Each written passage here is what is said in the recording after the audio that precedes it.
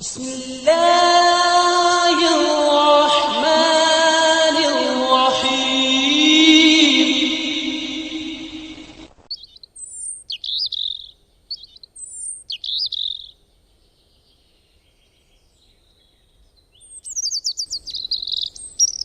الحمد لله وكفى والصلاة والسلام على نبيه المصطفى اما بعد. استسقاء یعنی بارش، اللہ تعالیٰ سے بارش کی دعا کرنے کے متعلق واضح ایک طریقہ گزر گیا کہ ہم نماز استسقاء پڑھیں اور پھر ایسے ہی دعا مانگیں. یہ ایک طریقہ ہے. اور ایک دوسرا طریقہ یہ ہے کہ ہم خطیب کے ساتھ جمعہ کے دن وہ دعا مانگیں اور ہم بھی اس کے ساتھ ہاتھ اٹھا کر دعا مانگیں. تو یہ جو دوسرا طریقہ ہے استسقاء کا، اس کی وضاحت باذن اللہ عز و جل آج ہم کریں گے. تو بھائیوں اور بہنوں، درس نمبر 3 ہے باب صلاۃ الاستسقاء. اس درس یعنی بارش طلب کرنا اللہ تعالیٰ سے، یہ درس نمبر 3 ہے. اور باذن اللہ عز و جل اس باب کا جو حدیث نمبر 5 ہے اس کی وضاحت کروں گا. تو سب سے پہلے جو عربی عبارت ہے وہ پیش کر رہا ہوں. عن انس رضی اللہ عنہ ان رجلا دخل المسجد يوم جمعة والنبي صلى الله عليه وسلم قائم يخطب فقال يا رسول الله هلكت الأموال وانقطعت السبل فادعوا الله تعالى يغثنا. فرفع يديه ثم قال اللهم أغثنا اللهم أغثنا. فذكر الحديث وفيه الدعاء بإمساكها متفق علیہ. حدیث کا ترجمہ حضرت انس رضی اللہ عنہ سے مروی ہے کہ ایک آدمی جمعے کے روز مسجد میں داخل ہوا. اس وقت نبی محمد صلی اللہ علیہ وسلم کھڑے خطبہ ارشاد فرما رہے تھے. اس نے کہا اے اللہ کے رسول، اموال یعنی مویشی، اور اس کی وضاحت ہوگی کہ مراد ہے مویشی. اموال یعنی مویشی ہلاک ہو گئے اور آمد و رفت کے راستے بند ہو گئے ہیں. ادھر ایک سوال ہے کیسے آمد و رفت کے راستے بند ہو گئے ہیں؟ یہ تو سیلاب سے آمد و رفت کا راستہ بند ہوتا ہے، تو یہ بارش نہ ہونے کی وجہ سے کیسے؟ اس کی وضاحت ہوگی. اور آمد و رفت کے راستے بند ہو گئے ہیں. اللہ کے حضور دعا فرمائیں، اللہ کے حضور دعا فرمائیں کہ وہ ہم پر بارش نازل فرمائیں.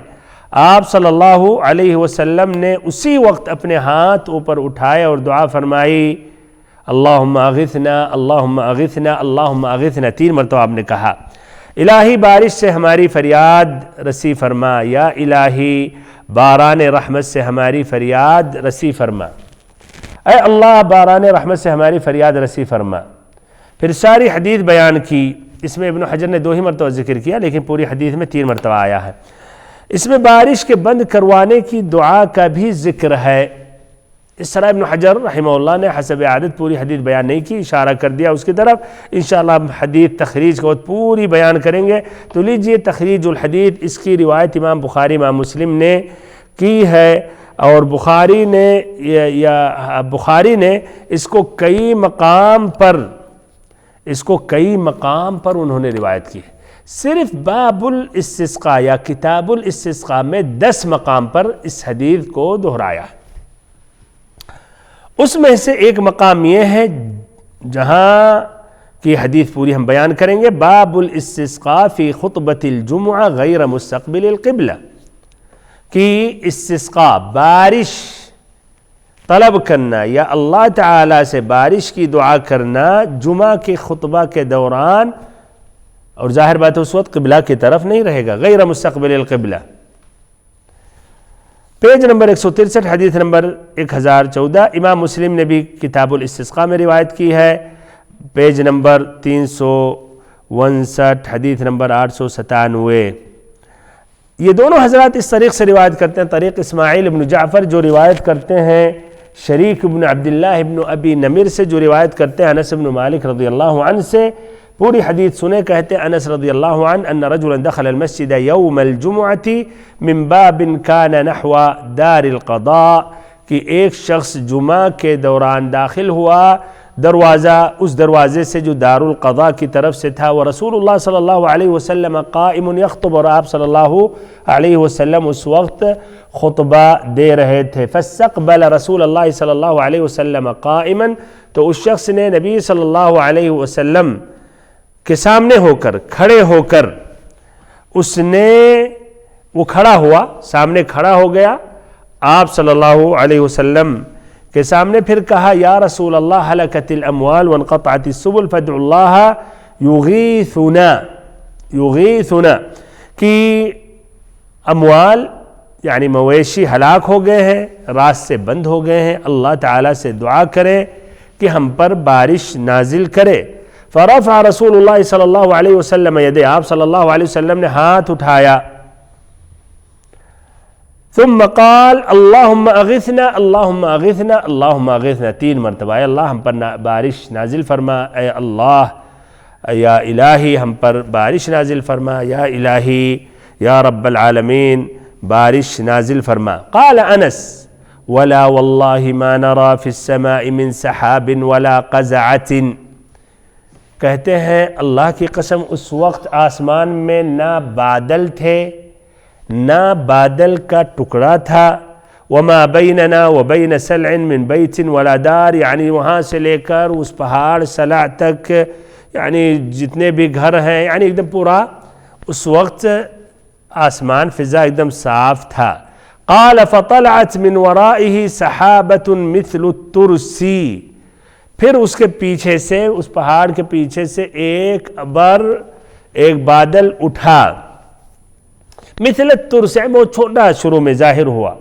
فلما توسطت السماء انتشرت ثم امطر، جب بیچ آسمان پہ پہنچا بادل تو پھر پھیل گیا اور پھر بارش نازل ہوئی. فلا واللہ ما رأینا الشمس 6، تو کہتے ہیں اس طرح ہم 6 دن تک ہم نے سورج نہیں دیکھا، لگاتار بارش ہوئی. ثم دخل رجل من ذلك الباب في الجمعہ، پھر ایک آدمی داخل ہوا اسی دروازے سے یعنی آنے والے جمعہ میں. ورسول اللہ صلی اللہ علیہ وسلم یخطب، اور اس وقت نبی صلی اللہ علیہ وسلم خطبہ دے رہے تھے، اسی دوران داخل ہوا پھر ایک ہفتے کے بعد. فاستقبلہ قائما، کھڑے ہو کر نبی صلی اللہ علیہ وسلم کا استقبال کیا. فقال یا رسول اللہ ہلکت الاموال وانقطعت السبل، کہ مویشی تباہ ہو گئے، راستے بند ہو گئے. اس بار راستہ کیسے بند ہوا؟ بارش کی وجہ سے، اور پہلے سوکھا، کیسے سوکھے کی وجہ سے اس کی وضاحت ہوگی. فادعوا اللہ یمسکها عنا یا عنہا، تو اللہ تعالیٰ سے دعا کرے کہ یہ رک جائے، یہ بارش رک جائے. قال فرفع رسول اللہ صلی اللہ علیہ وسلم یدہ، آپ صلی اللہ علیہ وسلم نے ہاتھوں کو اٹھایا. ثم قال اللہم حوالینا ولا علینا، اللہم علی الآکام والضراب وبطون الأودية ومنابت الشجر، کہ اللہ ہمارے ارد گرد نہ کہ ہمارے اوپر. مقصد یعنی جہاں ضرورت نہیں ہے تو جہاں ضرورت ہے اور اطراف میں بارش نازل ہو، اے اللہ ایسے ہی اس پر پودے پر، ایسے ہی درخت پر، ایسے ہی وادیوں کے اندر، یعنی وہاں پانی پہنچ جائے اور اس سے نقصان نہ پہنچے، جہاں ضرورت نہیں ہے وہاں نہ ہو بارش. قال فاقلعت وخرجنا نمشي في الشمس، کہتے بارش رک گئی، پھر ہم جب نکلے تو سورج میں نکلے، یعنی پورا اس وقت اجالا تھا، سورج نکلا ہوا تھا. قال شریک، جو راوی الحدیث ہیں جو انس سے روایت کرتے ہیں، کہتے ہیں شریک سألت انس بن مالک اهو الرجل الاول، کیا وہ آدمی وہی آدمی تھا جو دوسرے جمعہ کو بھی آیا؟ فقال ما ادری، تو اس پر انس نے کہا کہ ہمیں نہیں معلوم. اس کا معنی انہوں نے اتنا خیال نہیں کیا کہ کون سا آدمی ہے، لیکن انہوں نے یہ اچھی طرح یاد کیا کہ آدمی دوبارہ وہی تھا یا دوسرا تھا، واللہ عالم، ممکن ہے وہی ہو، لیکن انس نے کہا کہ ہمیں نہیں معلوم. یہ ہے امام بخاری کا لفظ اس مقام پر جس کا میں نے حوالہ دیا. آگے بڑھتے ہیں، اس حدیث میں جو الفاظ ہیں اس کی وضاحت کر رہا ہوں. عن انس ان رجلا دخل المسجد، کہ ایک آدمی مسجد میں داخل ہوا. رجلا اس سے مراد اعرابی، نہ کہ وہ مدینہ میں رہنے والا تھا، ورنہ اس پر جمعہ واجب ہوتا، پہلے سے آتا، واللہ عالم. ایک روایت میں آتا ہے نسائی میں ان اعرابیا، تو بدو کے علاقے میں رہنے والا ہوتا، مدینے سے دور رہا ہو، بہت زیادہ بھی دور نہیں، المہم شہر سے باہر. ابن حجر رحمہ اللہ کہتے ہیں فتح الباری میں کہ ہم اس شخص کے نام سے ہم واقف نہیں ہوئے، یعنی تلاشنے کے بعد اور روایتوں میں نہیں ملا کہ اس کا نام کیا ہے. ان رجلا دخل المسجد يوم الجمعة، جمعہ کے دن داخل ہوا والنبی صلی اللہ علیہ وسلم قائم يخطب فقال یا رسول اللہ هلكت الاموال. الاموال بریکٹ میں بھی ترجمہ میں ہے مویشی. کیوں مویشی کہا گیا؟ اس لیے کہ کچھ روایتوں میں آتا ہے جس سے بخاری مسلم ہی کی روایت ہے هلكت البہائم. کیا آتا ہے اس میں؟ هلكت البہائم کی مویشی ہلاک ہو گئے. ہلاک سے مراد کیا ہے؟ مویشی کا ہلاک ہونا کیا اس سے مراد کیا ہے؟ ہاں چارہ نہیں ہے، پانی کی وجہ سے وہ گھاس نہیں ہے، تو اس کی وجہ سے یعنی ہلاک ہو گئے یا ہلاک ہونے والے ہیں یا قریب ہے کہ وہ ہلاک ہو جائیں، یا چند اس میں مویشی ہلاک بھی ہو گئے ہوں گے اس کی قلت کی وجہ سے. وانقطعت السبل. السبل جمع سبیل، اور سبیل سے مراد طریق یعنی راستہ.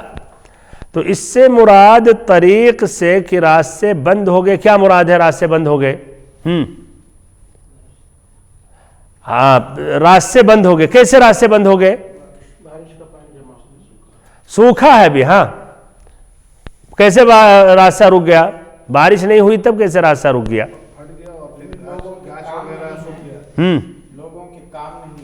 تو راستہ اس سے بند ہو گیا. اچھا ہاں بہت صحیح، یہ بات ہے. یعنی جانور بارش کی کمی کی وجہ سے، چارہ کی کمی کی وجہ سے، پانی کی کمی کی وجہ سے، یا راستے میں بھی چارہ نہ ملنے کی وجہ سے راستے بند ہو گئے. ہاں سفر نہیں کر سکتے ہیں، راستہ طے نہیں کر سکتے ہیں. فَادْعُوا اللَّهَ يُغِثْنَا، ایسے ہی جو بخاری کی روایت ذکر کی گئی اس میں ہے فَادْعُوا اللَّهَ يُغِيثُنَا. یہ مرفوع ہے علی الاستئناف، یعنی جملہ جدیدہ ہے. فَادْعُوا اللَّهَ أَن يُغِيثَنَا أي فَهُوَ يُغِيثُنَا. اور یہی روایت اکثروں نے ایسے ہی روایت کی ہے فَادْعُوا اللَّهَ يُغِيثُنَا. اور ایک روایت میں ہے فَادْعُوا اللَّهَ يُغِثْنَا، بالجزم جواب ہے طلب کا. فَادْعُوا اللَّهَ يُغِثْنَا. اور ایک روایت میں فَادْعُوا اللَّهَ أَن يُغِيثَنَا بالنصب. چلیے بہرحال یعنی بارش کے لیے اللہ تعالیٰ سے دعا کرے. فَرَفَعَ يَدَيْهِ، آپ نے ہاتھ اٹھایا. اور ایک روایت میں آتا ہے حَتَّى رَأَيْتُ بَيَاضَ إِبْطَيْهِ، آپ نے اتنا ہاتھ اٹھایا کہ یہاں تک کہ میں نے نبی صلی اللہ علیہ وسلم کے کیا بغل کی سفیدی ہم دیکھنے لگے یا نظر آنے لگا. چلیے اب اس حدیث میں جو مستنبط فائدے ہیں وہ فائدہ ذکر کر رہا ہوں. ہاں کیا فائدے ہیں؟ پہلا فائدہ کسی نے ایک آدمی سے دعا کرا سکتے ہیں. اچھا کسی آدمی سے دوسرے آدمی سے دعا کرا سکتے، کوئی بھی آدمی ہو، مرفوع القلم ہو، مجنون ہو، تب بھی صالح نیک حاضر ہو، استطاعت رکھتا ہو. چلیے اس کی وضاحت ہوگی. ایسے اور کیا فائدے ہیں؟ کر سکتے ہیں جمعہ کے خطبہ کے دوران. بہت سے یہ کہ اہم، اور اسی لیے اس حدیث کو یہاں ابن حجر رحمہ اللہ نے بیان کیا. چلیے یہ دو اہم فائدے ہیں، اس کے علاوہ اور بھی فائدے بیان کروں گا. تو پہلا فائدہ یہ ہے کہ جمعہ کے خطبہ کے دوران یا جمعہ کے خطبے میں آپ بارش کی دعا کر سکتے ہیں. خطیب بارش کی دعا کر سکتا ہے، دعا مانگ سکتا ہے، یہ جائز ہے. اور اس دوران یہ خطیب ہاتھ اٹھائے گا یا نہیں؟ اس وقت وہ ہاتھ اٹھائے گا. قبلہ کی طرف اس کا رخ ہوگا یا نہیں؟ اس قبلہ کی طرف نہیں ہوگا بلکہ قبلہ اس کے پیچھے ہوگا. اور نہ ایسے ہی کیا وہ اپنا شماغ یا ٹوپی اس کو بدلے گا جس طرح استسقاء کی نماز میں؟ نہیں. اچھا مقتدی جو ہیں وہ بھی ہاتھ اٹھائیں گے؟ ہاں وہ بھی ہاتھ اٹھائیں گے، امام کی اتباع کریں گے. اور ایک دوسری روایت میں آتا ہے، انس رضی اللہ عنہ کی حدیث ہے جو بخاری نے معلقاً روایت کی ہے، فرفع رسول اللہ صلی اللہ علیہ وسلم یدیہ یدعو ورفع الناس ایدیہم معه یدعون، کہ نبی صلی اللہ علیہ وسلم نے اپنا ہاتھ اٹھایا، دعا مانگنے لگے، اور لوگوں نے بھی اپنا ہاتھ اٹھایا، دعا مانگنے لگے. تو یہ ہے پہلا فائدہ. تو یہ دوسری قسم استسقاء کی کیا ہے؟ ایک تو مستقل نماز نہیں کر رہے تو جمعہ کے خطبہ میں اس کا اہتمام کرنا چاہیے. اور آپ یہاں دیکھتے ہوں گے کہ جب ٹھنڈی جاڑے میں یہاں بارش کی ضرورت ہوتی، تقریباً ہر جمعہ میں امام اخیر میں دعا مانگتے ہیں اور ہاتھ بھی اٹھاتے ہیں. تو یہ بھی یہ دوسری قسم ہے استسقاء یا بارش طلب کرنے کا. دوسرا فائدہ یہ ہے کہ جو دعا مانگے کتنی مرتبہ دہرائے؟ 3 مرتبہ، جس طرح کی پوری روایت جو بیان کی گئی اس میں 3 مرتبہ آتا ہے، تو دعا کو 3 مرتبہ دہرانا یہ مستحب ہے، جس طرح کہ آپ صلی اللہ علیہ وسلم نے کہا اللہم اغثنا اللہم اغثنا اللہم اغثنا۔ اور ابن مسعود رضی اللہ عنہ سے مروی ہے کہ نبی صلی اللہ علیہ وسلم کان یعجبہ ان یدعو 3 ویستغفر 3، کہ آپ صلی اللہ علیہ وسلم پسند کرتے تھے کہ دعا 3 مرتبہ مانگے اور استغفار بھی 3 مرتبہ کہیں یا پڑھیں، استغفر اللہ استغفر اللہ استغفر اللہ۔ تیسرا فائدہ یہ ہے،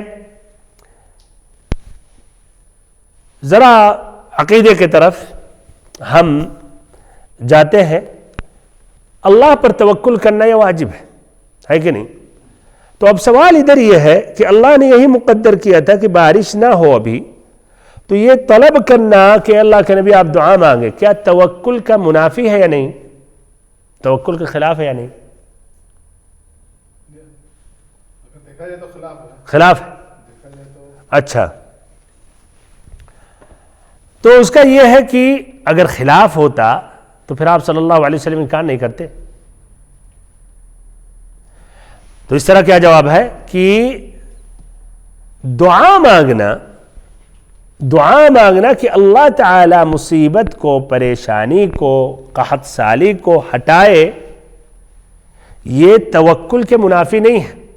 تو اگر بندہ دعا مانگتا ہے اللہ بارش نازل کر، تو اس کا معنی نہیں کہ اللہ پر بھروسہ نہیں ہے کہ اللہ تعالی بارش نازل کرے گا اور دعا مانگ رہا جلدی کر رہا، نہیں، اس کے منافی نہیں ہے۔ کیوں؟ اس لیے آپ صلی اللہ علیہ وسلم نے جیسے اس بندے نے کہا، اس آدمی نے کہ دعا مانگو، تو آپ صلی اللہ علیہ وسلم نے فوراً دعا مانگی۔ اگر توکل کے منافی ہوتے تو آپ کہتے کہ اللہ پر توکل کرو، بھروسہ کرو، یہ سب درخواست مت پیش کرو، ہے کہ نہیں؟ تو یہ بات ایک دم واضح ہے۔ کیوں یہ کہنا ضروری ہے؟ اس لیے اس میں بہت ہی افراط و تفریط ہوتا ہے۔ کچھ لوگ تو اللہ پر توکل کرتے ہی نہیں، سب اسباب پر بھروسہ کرتے ہیں، اور کچھ لوگ ایسے ہیں جو اسباب کو کچھ بھی نہیں سمجھتے، بس کہتے ہیں اللہ اللہ کرتے رہو۔ جو صرف کہتے ہیں اللہ ہی اللہ کرو، اسباب نہ اپناؤ، ان کی عقل میں خلل ہے، اور جو لوگ صرف اسباب پر اپناتے ہیں اور اللہ پر توکل نہیں کرتے، ان کے دین میں خلل ہے۔ اور خیر الامور کیا ہے؟ نہیں، اللہ پر توکل کریں اور شرعی اسباب اپنائیں۔ تو یہ توکل علی اللہ کے منافی نہیں ہے کہ آپ اللہ تعالیٰ سے دعا مانگیں یا درخواست کریں کہ دعا مانگیں جن کو آپ صالح اور بہتر اس میں سمجھ رہے ہیں۔ لیکن سوال یہ ہے، کیا بہتر ہے عموماً کہ بندہ ایسی حالت میں مصیبت پریشانی میں دعا مانگے اللہ تعالیٰ سے، یا اپنے اس مسئلے کو اللہ کے حوالے کر دے کہ اللہ تو جو چاہے وہی کر؟ عموماً ایک عام بات، ہاں دعا مانگنا بہتر ہے۔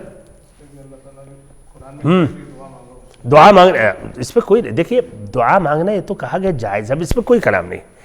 اب سوال ذرا دقیق ہے کہ دعا مانگنا بہتر ہے یا مصیبت پریشانی آ گئی، آپ بیمار ہیں اور اس وقت بھی اللہ کے حوالے آپ نے کر دیا کہ اللہ پر میں راضی ہوں جس حال میں ہمیں اللہ نے رکھا، یہ دقیق مسئلہ ہے، کیا دعا مانگنا بہتر؟ اچھا، تو ادھر ایک سوال ہے کہ نبی صلی اللہ علیہ وسلم نے پہلے سے کیوں نہیں دعا مانگی؟